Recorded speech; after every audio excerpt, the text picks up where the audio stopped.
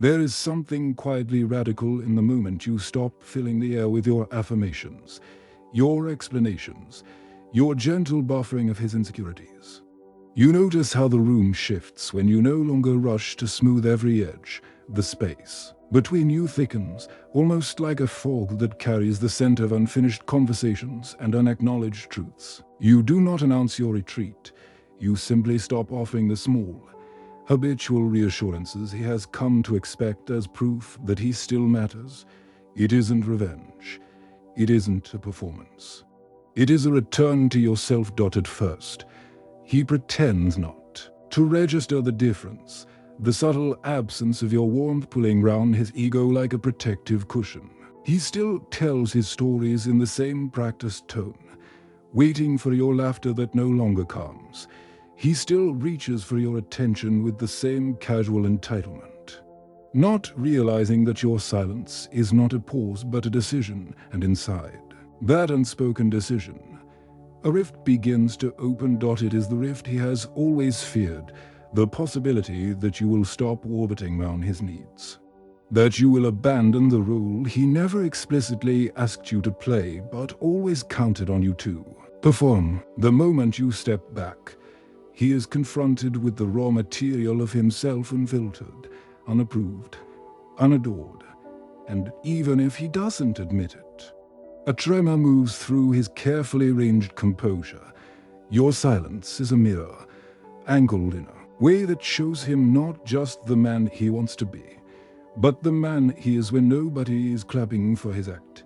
You watch how quickly he tries to fill the silence you've left. He laughs too loudly at his own jokes, as though performing for an invisible crowd that will assure him he is still significant.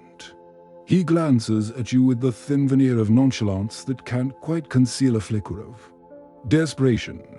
It is here, in this hush you have chosen, that you begin to see the first fracture in the edifice he's spent years constructing.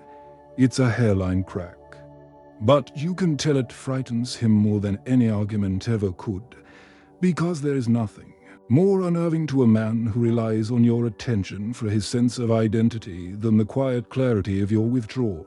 It is a silence that says, I am no longer available to prop up your illusions. He doesn't know how to leave an empty space untouched.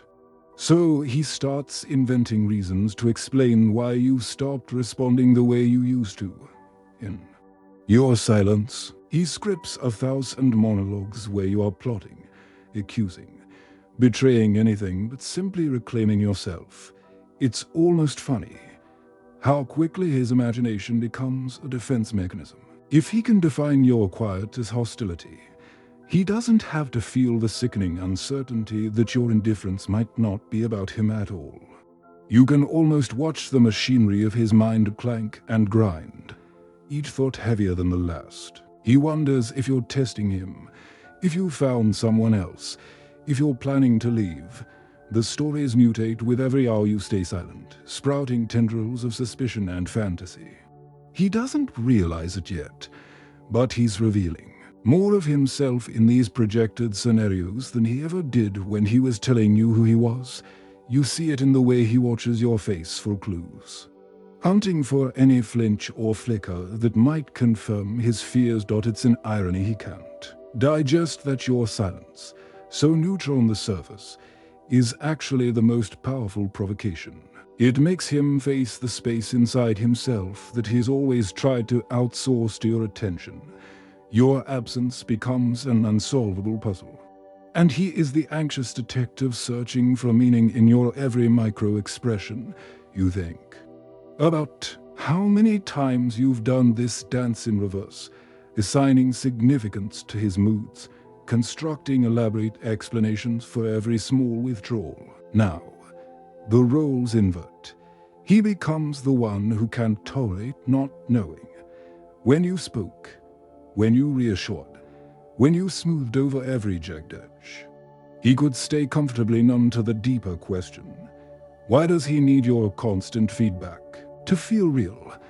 But now, your refusal to narrate the story for him is stripping away every safe excuse. Your silence forces him to examine his own emptiness, and nothing terrifies him more than the idea that you are never responsible for a filling it. So he starts trying to lure you back with small provocations, a casual remark designed to sting, a dismissive shrug, an exaggerated tale of how well he's doing without you. He wants to know if you still care enough to react, to break your composure and remind him he still matters. But you remain quiet, and in that quiet, he feels the first cold draft of a reality that doesn't revolve around him. You recognize the look in his eyes when he starts to slip like a man standing too close to a cliff, sensing the drop beneath his feet, but unable to step back. Your silence has coaxed something out of him he would rather keep buried.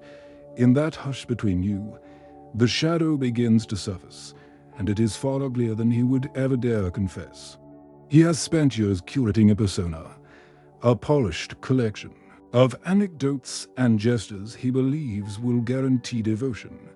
But the moment you stop applauding, the mask loses its adhesive. He doesn't understand that the shadow is simply all the denied parts of himself, the shame he can't articulate, the hunger he can't own, the rage he has folded into charm. And now, in the absence of your familiar warmth, it rises to claim its place. You see it in his sudden, unguarded flashes of irritation, the way his words sharpen round the edges. Like blades he can't help but brandish, you see it in the restless energy that coils through his posture, in the brittleness of his laugh when nobody joins in. It's almost a relief to watch the facade crack. There's a raw honesty in it, an accidental confession, all the traits he projected onto you: coldness, cruelty, unpredictability are really fragments of his own unclaimed nature. He needs to imagine you as the problem so he can avoid the truth that your silence is not aggression but a mirror that shows him everything he has disowned. He may try to punish you for that reflection, a sarcastic remark designed to puncture your calm, a scornful dismissal of everything you once shared. He will call your boundaries games, your quiet immaturity, because he cannot tolerate the possibility that you have simply stopped needing his performance to feel whole. You notice how your own feelings shift as his shadow emerges. Part of you feels vindicated, finally seeing what was always there. Part of you feels pity, recognizing the desperation beneath the hostility. And part of you feels an unmistakable clarity. This is not about you at all. His darkness is not yours to manage. His unintegrated shame is not your burden to absorb. You have become the screen onto which he projects everything he is unwilling to claim. And in this moment, you understand that the only way to survive his unraveling is to stay silent and let the shadow finish its entrance. He doesn't have the language for it. But you sense the shift to subtle escalation from confusion to accusation. Your silence has stirred something older than this relationship, older than any modern idea of masculinity. He begins to project a kind of mythic authority onto you, as though you are the judge of his worth, the gatekeeper of his redemption. In Jungian terms, you've become his animus, a figure of power and judgment he cannot control. And he resents you for it with a fervor that both confuses and fascinates him. In the quiet you've chosen, he perceives condemnation that isn't there. Every neutral glance becomes a verdict, every calm nod a declaration of his inadequacy. He starts to comb through every memory with you, searching for hidden critiques he might have missed. You watch how the tension creeps into his body, how his shoulders hunch as if bracing for impact that never comes. His mind becomes a courtroom, and you are both the prosecution and the jury. It would almost be tragic if it weren't so revealing. He cannot separate your individuality from the authority he fears. He has collapsed you into a symbol, and in doing so, lost the capacity to see you as a person at all. You become an archetype, part lover, part adversary, part imagined parent hand. He fights shadows that have nothing to do with you. You see it in the small ways he tries to reclaim control. The sarcastic comments land with more force now. little missiles aimed at the pedestal he believes you occupy. He cannot tolerate the thought that you might be content without him. So he invents stories in which your silence is a performance, designed to manipulate him. It soothes his ego to think you must be playing a game, because then he doesn't have to consider the possibility that you simply no longer need his validation. He forgets that the animus he projects onto you is a construction of his own unconscious. He has given you a power you never claimed, a throne you never asked to sit upon. You feel a twinge of almost tender pity, because you know what it's like to give someone else the authority to define your worth. But you also know this is his work to do, not yours. So you stay silent. You let him wrestle with the projection, with the ancient fear that a woman's indifference can unmake his sense of manhood. You do not rescue him from this confrontation, because in your refusal to re-engage, you are inviting him to finally meet himself without disguise. You watch the slow erosion of his composure. The way it starts as a barely perceptible tremor, and then grows into something he can't conceal. His control, so effortless when you apply it, has become a desperate act of salvage. He doesn't know how to command your attention anymore, and the uncertainty gnaws at him like an unspoken accusation. He begins to deploy tactics he once reserved for emergencies, a sudden flood of vulnerability, confessions that drip with just enough sincerity to pull you back into orbit. Stories of his childhood wounds, whispered admissions of loneliness, confessions of regret. You hear every word, and part of you feels the old reflex to rush in and soothe the ache behind his eyes. But you don't, not this time, because you recognize the performance nested inside the confession, last-ditch effort to reassert control by reclaiming your empathy. When that doesn't work, he tries the opposite, disdain. He belittles your silence, calls it immature, labels it manipulation. You almost admire how quickly he can pivot between worship and contempt, how he can stitch together insults out of the same cloth he once used for praise. This is the theater of his panic, his scramble for any narrative that will restore the equilibrium your withdrawal has destroyed. It's strange watching a man you once trusted so fully unravel in such predictable ways. His control was never as solid as you imagined. It was a fragile scaffolding propped up by your willingness to be constantly available. Now, with your silence, you have removed the central pillar, and the structure begins to collapse under its own weight. You see it in his eyes when he realizes you are not coming back to reassure him. That moment, the flicker of dread, is a confession more honest than any words he could have spoken. He starts to reach for a smaller, more petty strategies, deliberate delays in responding to you, as though his detachment could wound you as deeply as yours has wounded him. Subtle attempts to provoke jealousy, the calculated mention of other women's attention, but none of it lands the way he wants it to. Because your silence is not a tactic, it's the byproduct of your own liberation. He doesn't know how to fight what he can't define, and so he doubles down on every move, oblivious to the fact that each attempt only exposes his dependence further. You sit in that space, feeling the gravity shift. For the first time, you are not the one afraid of losing control. There is a precise moment when you sense it, his realization that your silence has become more than an inconvenience. It has become a mirror, one he can neither shatter nor look away from. You watch how the lines round his eyes tighten, as if he can hold his whole face together by sheer will. He is searching for any scrap of evidence that you still see him the way he wants to be seen. But you don't. Not anymore. In that reflection, he encounters all the hungers he's never named, all the desperation he's tried to smother with charm and bravado. You can almost see the thoughts flicker across his expression, each more frantic than the last. If you are not offering him the script, he is forced to improvise, and nothing terrifies him more than unscripted intimacy. Because the truth is, He never learned how to be known without being adored. And here you are silent, unmoved, and interested in feeding the illusions he has spent years cultivating. The effect is surgical. Each day you remain quiet, he is compelled to reckon with his own narrative.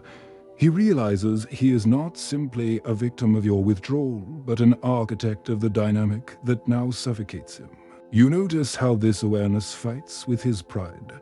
His mouth tightens round words. He wants to say accusations, pleas, rehearsed indictments. But none of them can eclipse the dawning clarity he has always relied on your response to avoid. Meeting himself, it feels almost merciless, this stripping away of excuses. But there is a strange dignity in it. To a moment when the facade becomes too heavy to carry, you remember a time when you would have filled the silence to save him from this reckoning. You would have handed him comforting interpretations, carefully curated so he could remain unchallenged. You don't do that anymore, because you have learned that your empathy cannot be the bandage for his refusal to look inward, and so he stares into the mirror of your absence. Confronted by the exact reflection he has always tried to outrun, the hunger for approval, the terror of insignificance, the craving to be validated by the very woman he now resents for holding up that mirror. It is a cruel clarity, but it is also the only chance he has to grow beyond the persona. Your silence is not cruelty. It is the removal of the theater where he has played out the same performance for too long, and in that absence, he is left with the one audience that matters himself. As the mirror grows too bright, too unflinching, he begins to fumble for any way to dim its reflection. This is where the temptation to punish you blooms in him like a bruise. If he cannot entice you back with confession or provoke you with contempt, he will try to wound you into breaking the silence. You watch this unfold with a detached curiosity, almost like observing an animal pacing the same cage it built for itself. He tells himself he is justified, that you are cold, that you deserve to be taught a lesson in humility. His words grow barbed, laced with small cruelties meant to pierce your composure. He mentions old grievances with casual malice.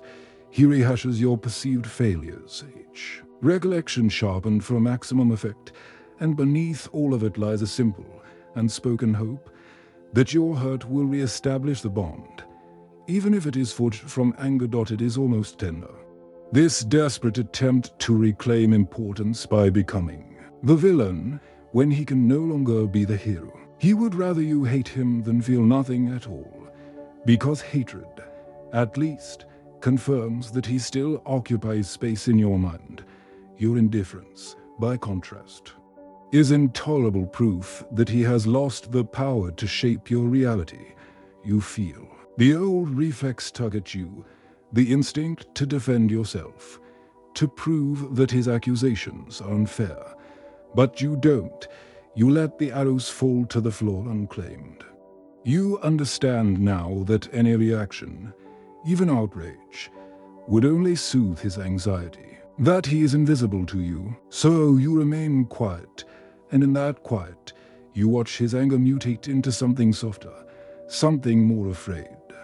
Because beneath the urge to punish is the deeper terror that your silence is not a tactic, but the truth that you are genuinely done caring about his chaos. He has always believed he could pull you back into the drama with the right combination of need and cruelty. Now, faced with your unwavering detachment, he begins to suspect he has miscalculated, and that suspicion terrifies him more than your withdrawal ever did, because it means he no longer owns even the smallest piece of your certainty. He is a man standing at the edge of a stage with no audience, screaming lines into a darkness that refuses to echo them back. So he wonders, in the quiet that follows each failed provocation, whether punishing you will ever feel as satisfying as having you, and for the first time, he can't convince himself that it will. There is a particular look that crosses his face when the mask begins to slip, a flicker of something unguarded, a raw tremor in the eyes that no amount of practiced charm can disguise. You see it now, unmistakable in the way his shoulders sag, in the way his sentences trail off unfinished, as if he has momentarily forgotten which role he is supposed to play. The persona he has relied upon, confident, amused, perpetually in control, develops fissures under the weight of your silence. You never realized how much effort he invested in holding the performance together. Every anecdote, every well-timed smirk, every gentle reprimand designed to remind you who he believed he was. It used to work so seamlessly that you almost believed it yourself. But without your applause, he is left with only the echo of his own voice and the emptiness that rushes in to fill the space where your validation used to be. You watch the panic gather behind his irritation.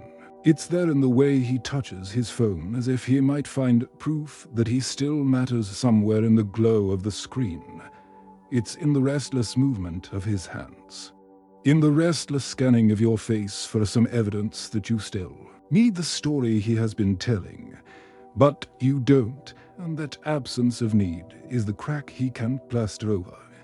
He tries to resurrect the persona in small ways, casual jokes, sudden declarations of how little he cares, boasts about how easily he could replace you, but each attempt feels brittle, like a hollow statue ready to collapse under its own weight. The truth is beginning to seep in round the edges, uninvited and unstoppable. The person he pretended to be is not strong enough to survive without your agreement. There is a grim beauty in watching him grapple with this realization. You are not cruel enough to gloat, but you are wise enough not to interfere, because you understand that this collapse is necessary.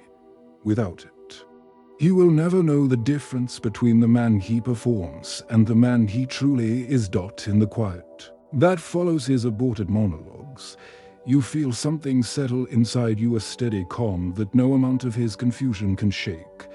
You no longer feel the impulse to rescue him from this moment. You have become the observer, witnessing the slow unmaking of a persona that was never designed to withstand the absence of your approval, and somewhere beneath his practiced disdain, you suspect he knows it too.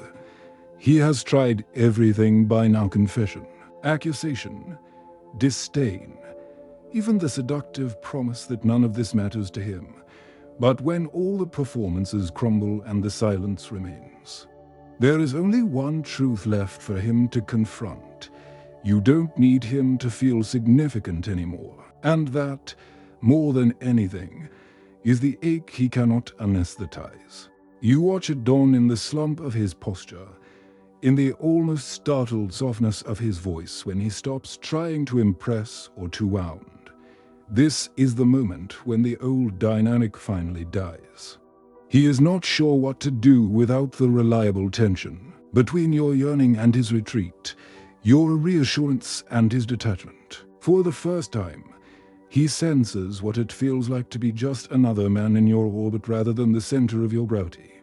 You can almost taste the bitterness that pulls in the space between you. It is the flavor of a fantasy dissolving his belief that your attention was permanent, unconditional, inevitable. The realization has the quality of a quiet catastrophe. He does not rage this time. He does not posture. He simply sits in the hush you've left him, unsure how to locate himself without your reaction to define the edges of his importance. The ache is not simply about losing you, it is about losing the mirror that told him he was worthy.